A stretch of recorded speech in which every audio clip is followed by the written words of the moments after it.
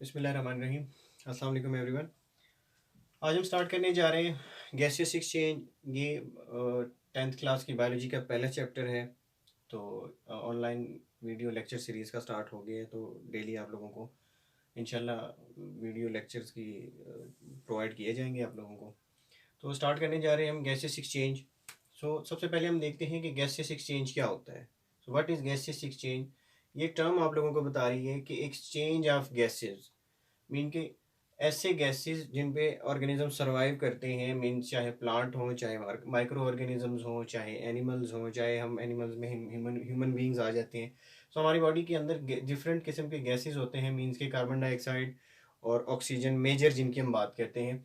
इनका एक्सचेंज कैसे होता है, इनका एक्सचेंज प्लांट में कैसे होता है, तो हम ये स्टडी करने जा रहे हैं इस पूरे चैप्टर में। तो सबसे पहले हम देखते हैं कि सेलुलर रिस्पायरेशन क्या होती है। What is cellular respiration? आप लोगों ने प्रीवियस 9th में बायोलॉजी की बुक में एक चैप्टर पढ़ा होगा बायो एनर्जेटिक्स के नाम से। उसमें आप लोगों को सेलुलर रिस्पायरेशन डिटेल में पढ़ाई गई थी। बेसिकली सेलुलर रिस्पायरेशन होता ये है कि कैसे एक ऑर्गेनिज्म जो है फूड को इनसाइड द बॉडी कंज्यूम करता है, कंज्यूम करने के बाद उससे कैसे एनर्जी हासिल करता है। ठीक है, तो आप लोगों को ग्लाइकोलिसिस का प्रोसेस याद होगा कि किस तरह ग्लूकोज का एक मॉलिक्यूल ब्रेक डाउन होता है different step by step process के बाद वो एटीपी प्रोड्यूस करता है और उसका एंड प्रोडक्ट जो है वो पायरोवेट होता है, और उसके साथ बाय प्रोडक्ट में कार्बन डाइऑक्साइड भी प्रोड्यूस हो रहा है। ये एक सेलुलर रेस्पायरेशन का प्रोसेस है। मींस के सेल डिफरेंट गैसेस को यूज करके एनर्जी मॉलिक्यूल को ब्रेक डाउन करता है और उससे एनर्जी हासिल करता है। ATP major form of currency है हमारी बॉडी में, एनर्जी करेंसी जिसे हम कहते हैं, क्योंकि एटीपी एनिमल्स को भी चाहिए एक्टिविटीज परफॉर्म करने के लिए और प्लांट्स को भी चाहिए। ठीक है, तो ये प्रोड्यूस सेलुलर रिस्पायरेशन से होती है।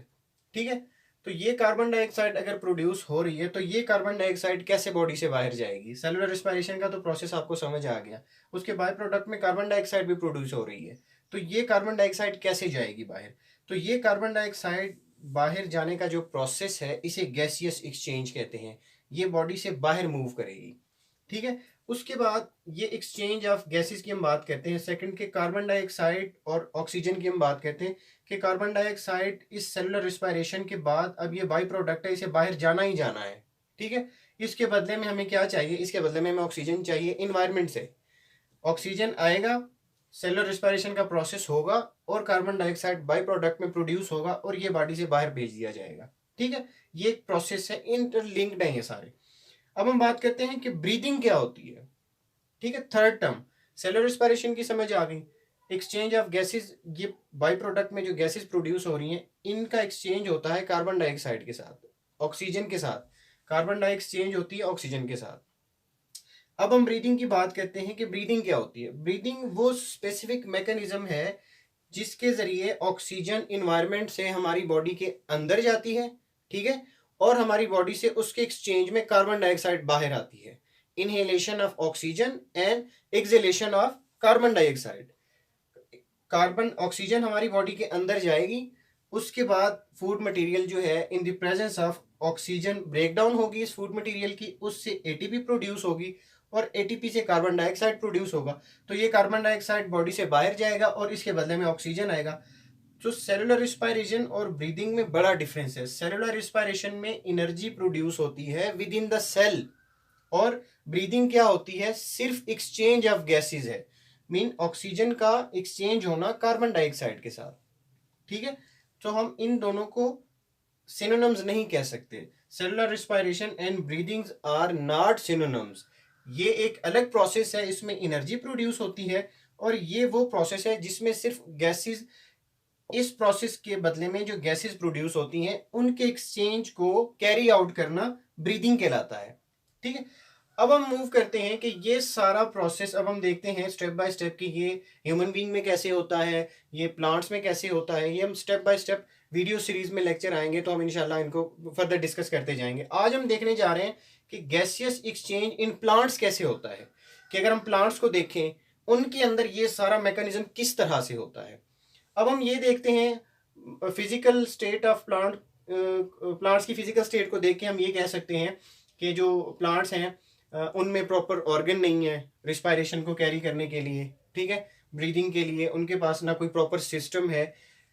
बजाय इसके कि प्लांट्स का हर सेल खुद ही रिस्पायरेशन करता है इन्वायरमेंट के साथ, खुद ही गैसेस को एक्सचेंज करता है, क्योंकि इनके पास तो प्रॉपर सिस्टम नहीं है। एज लाइक ह्यूमन बीइंग हमारे पास नोज है, हमारे पास उसके अलावा लंग्स है, हमारे पास प्रॉपर गैसेस को एक्सचेंज करने के लिए हमारे पास पूरा एक पाथवे है, एक पैसेज है हमारे पास। लेकिन इनके पास, प्लांट्स के पास कोई एक ऐसा प्रॉपर सिस्टम नहीं है जिसके थ्रू वो गैसेस को एक्सचेंज करें।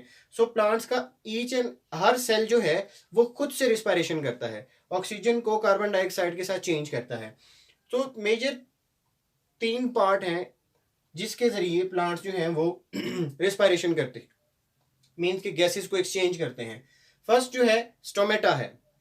सेकंड हमारे पास प्लांट्स में क्या होते हैं, क्यूटिकल्स, उसकी एपिडर्मिस पे क्यूटिकल्स होते हैं, स्मॉल पोर्स होते हैं जिनके जरिए गैसेस को एक्सचेंज करते हैं। उसके अलावा लेंटिसेल्स होते हैं। थर्ड, लेंटिसेल्स भी वुडी स्टेम और मेच्योर रूट्स जो होती हैं इनके ऊपर एक आउटर प्रोटेक्टिव कवरिंग होती है जिसे हम एक्सटर्नल बार्क कहते हैं। बार्क के ऊपर स्मॉल पोर्स होते हैं, उन पोर्स के जरिए ये गैसेस को एक्सचेंज करते हैं। अब हम ये देखते हैं कि स्टोमेटा भी एपिडर्मिस, लीव का जो स्ट्रक्चर होता है प्लांट्स के अंदर, जो लीव्स होते हैं उनके अंदर स्टोमेटा पाए जाते हैं।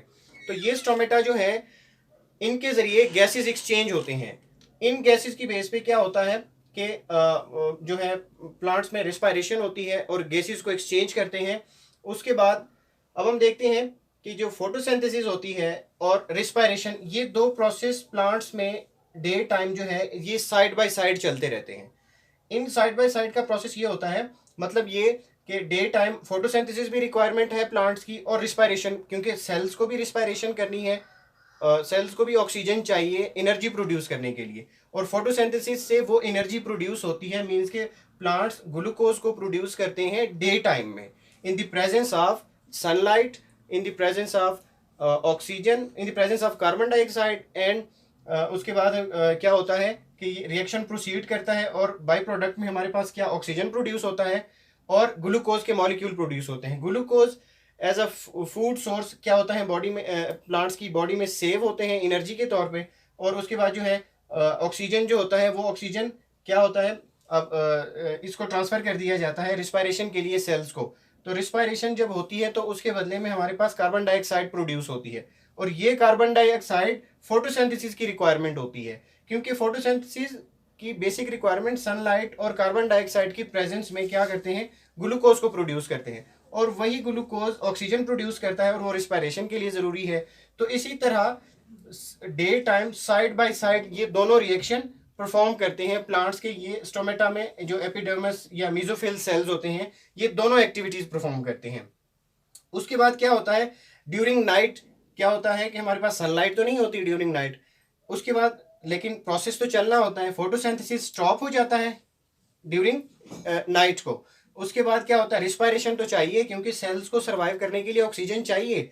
तो वो ऑक्सीजन कहाँ से लाते हैं ये प्लांट्स, ऑक्सीजन नाइट को, मतलब प्लांट्स जो हैं वो नाइट को ऑक्सीजन इन्वायरमेंट से लेते हैं, outside the environment. Day time वो क्या करते हैं, रिस्पायरेशन, फोटोसिंथेसिस से ऑक्सीजन प्रोड्यूस होती है और उससे रिस्पायरेशन होती है। इन्वायरमेंट से कोई ऑक्सीजन का मॉलिक्यूल नहीं आता, with in the body maximum molecules क्या करते हैं, प्रोड्यूस होते हैं और वो रिस्पायरेशन के लिए यूज होते हैं। इसी तरह ये रिस्पायरेशन के बाद जो सेल होते हैं वो कार्बन डाइऑक्साइड को प्रोड्यूस करते हैं और वो फोटोसिंथेसिस की रिक्वायरमेंट पूरी करते हैं। तो ये दोनों reaction day time side by side चलते हैं। इसी तरह ड्यूरिंग नाइट ये साइड बाय साइड नहीं चल सकते क्योंकि सनलाइट नहीं है, फोटोसिंथेसिस का प्रोसेस नहीं हो रहा, कार्बन डाइऑक्साइड या ऑक्सीजन के मॉलिक्यूल प्रोड्यूस नहीं हो रहे।